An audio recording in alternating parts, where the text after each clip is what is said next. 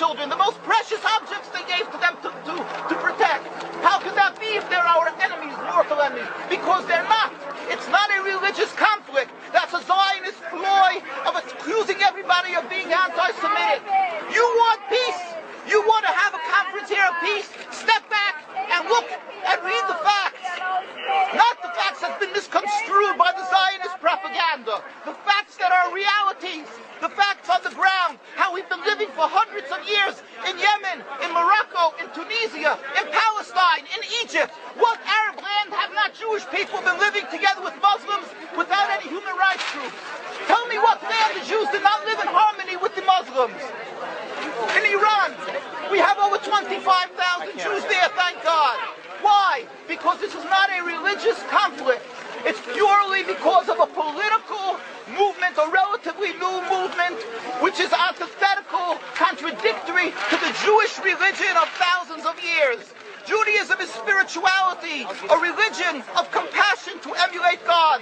Zionism has been created 100 years ago by atheists, people who have abhorred religion, who wanted to transform Judaism from religion to nationality, to a purely materialistic base, godless in its essence.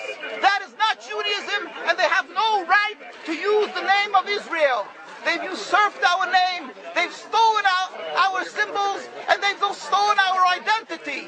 And they are causing death and destruction, year in and year out. For over 50 years, death and bloodshed has not stopped because of a pure ideological belief called Zionism. They sacrifice on their idol bodies, human beings, hearts, souls. They rent, they've destructed houses, they've destructed people's lives. What can we do about this? Let's step back and think. There is a solution with God's help.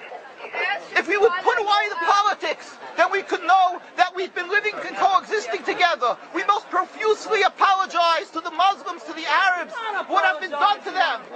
And then we can return and make restitution for what has been done to them. And then we will be able to live in harmony.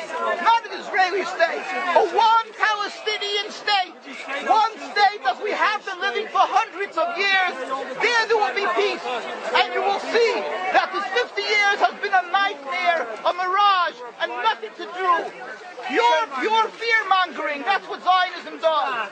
It's panic, going into a theater and yelling, fire, fire, that's what Zionists do. We've been living with the Muslims. We've been living, yes, Ahmadinejad keeps on stating that he does not want to harm the Jews, but the Zionists keep on antagonizing them. Of course you don't, because you have an agenda. You want to further Zionism. You want enemies. You want enemies in order to be able to say you're protecting the Jews. We don't want enemies. We want to live in peace. We have been always living in peace with the Muslims, and we will, with God's help, continue to live with them in peace. We implore the participants in this conference, read, step back, study the history truthfully, and see what the true Jewish voice is of hundreds of thousands of Jews who are still true to their religion, whether they're living in Jerusalem, whether they're living in New York. What do these Jews in Williamsburg section of Brooklyn, hundreds of thousands of Jews who are the most God-fearing in the community, why are they all opposed to the state of Israel? Why is that one Israeli flag in Williamsburg, Brooklyn? These are the most God-fearing religious Jews. Why don't they fly an Israeli flag? They have hospital help. They have Hatzalah, ambulatories, and everything free of charge to help people. The most greatest charitable organizations. Why these compassionate people don't support the state of Israel? Why not? Because they don't like Israel. Why not? Because they're self-hating Jews?